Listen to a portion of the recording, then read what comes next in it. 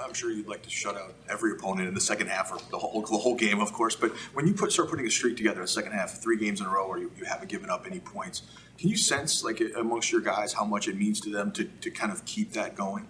I mean, for us, I mean, guys aren't really thinking about that. Like for us, I mean, we're thinking about just playing clean football, and really the emphasis is, man, how do we do this in the first half? Like, can we not give up the bonehead play in the first half to even allow teams to be in position to have to, oh, now we shut them out in the second half? Like, the mindset is, man, can we go out and play our best for the entire game? Right? That's always the mindset, just playing better, playing cleaner technique, and being on the fundamentals of our job. But can we do it for 4 quarters, right? Not so much emphasis on the second half. Like, guys have done a great job just in the second half of being where they're supposed to be, making the plays that they're supposed to make. But, they're doing an outstanding job. Man, I can't give those guys enough credit. If you want to win games, you got to close it out in the second half, and they've done that the past 3 weeks.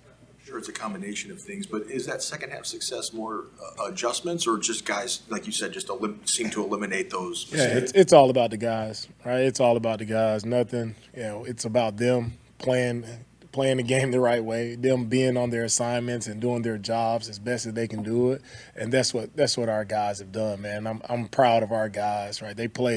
Our guys play inspirational football. Like, you watch our guys play, you watch the film, our guys play inspirational ball. It just jumps off the tape, the effort these guys play with, the way these guys play together for each other, right? It's just inspiration to me to watch these guys from the sideline, watch these guys play and how hard they play each and every week. Like, it's unbelievable. And I'm just proud to coach these guys, and I'm happy and blessed to just be in position to be their coach just because of the mindset and their attitude each and every week.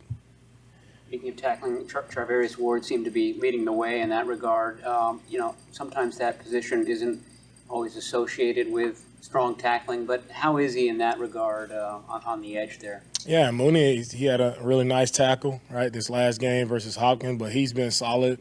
As a tackler, it's everybody on our defense, right? Tell the coach, like, corners, you're going to have to tackle, right? That's what teams attack is. They want to get the ball on the edge. So corners, just as important as linebackers or safeties, they're going to have to step up and make tackles. You don't get off the hook just because you play corner, and it's okay not to tackle. Like, if you want to play defense for us, corners, like, you have to step up and tackle. And if you can't do that, then you're not going to be out there. Is that sort of physicality something you have to establish in training camp? And, maybe it might be a tougher training camp than with other teams, but do you feel like that's a necessary component of making sure guys know from the jump? Oh, yeah. Our guys know from not only training camp, they know from OTAs, like our first meeting with our guys, like that's who we're going to be. Like, we're going to be a physical defense. So guys understand that before we even put pads on. They understand the style of play. We have to play as a defense, and we carry that on throughout training camp. Is it going to be tough? Yes, it's going to be tough, but anything worth having, you got to work hard at it, right? It's not going to be easy. It's not easy to be a physical defense, right? And coaches are grinding each and every week to bring that physicality out of you, but when you got the right guys in the locker room who have that mindset, like, I don't have to speak on it much because you will stick out like a sore thumb if you're not being physical on our defense. What was the week like for Charvarius? I know that he missed the first 2 practices. I mean, did that mean that he wasn't quite as acclimated to the elevation when he eventually got to?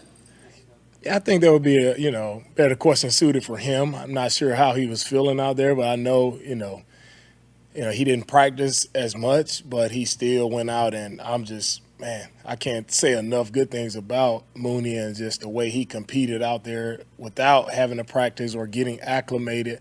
Like, he still went out and battled each and every snap. So I'm proud of Mooney, proud of what he represents and the man that he is, and him to go out there and play the way he played was great for us.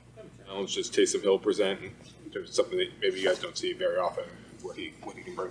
Yeah, Taysom, he just provides a different element from that. A lot of teams do the wildcat things where different position players are at the quarterback, right? Taysom is a very tough physical runner, right? We know he can do that. We know he can create explosives in the running game. But the thing that he presents different is he can throw the ball. So it's not just your normal wildcat, everybody play the run. Like, this guy can throw the ball. He can make every throw on the field, so we have to be prepared for both. And that's what opens it up, and that's what makes him a special player, just because he's truly a dual threat guy.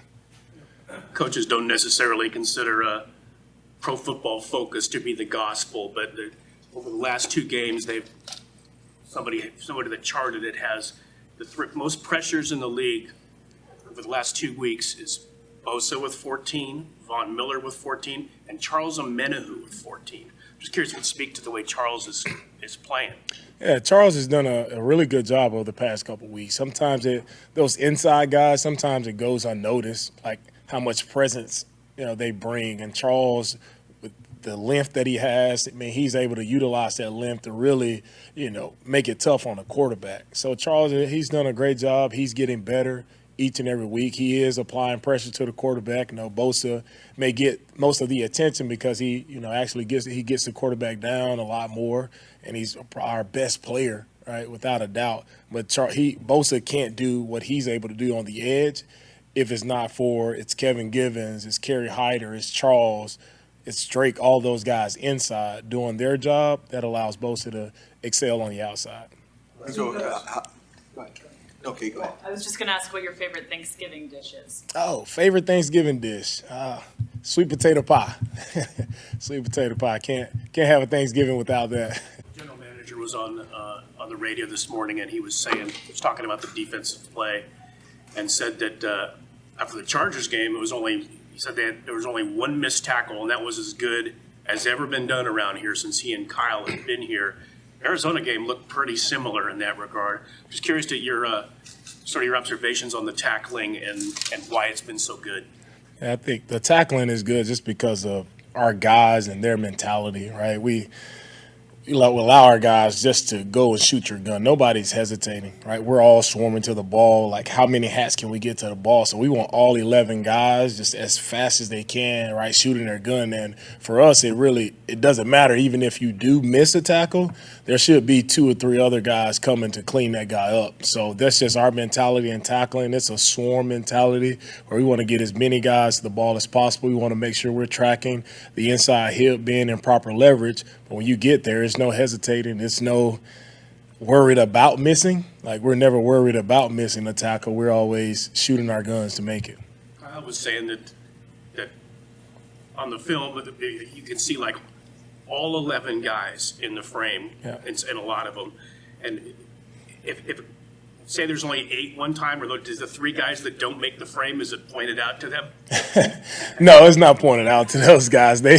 Everybody is trying their best to get into that frame, though. That's one thing I always learned, like when I was in high school, right? It was I had a coach tell me, hey, man, if you want a scholarship, you need to show up in the frame. So that's kind of always been my mentality since high school. Like, you want a better opportunity for yourself, whether it's getting a scholarship or it's winning a game, it's getting a new country, like, show up in the frame. And it's always about the effort, the mindset, the physicality of our guys, and everybody is buying in. When you played, how much did it bother you to miss a tackle? How much did it bother me?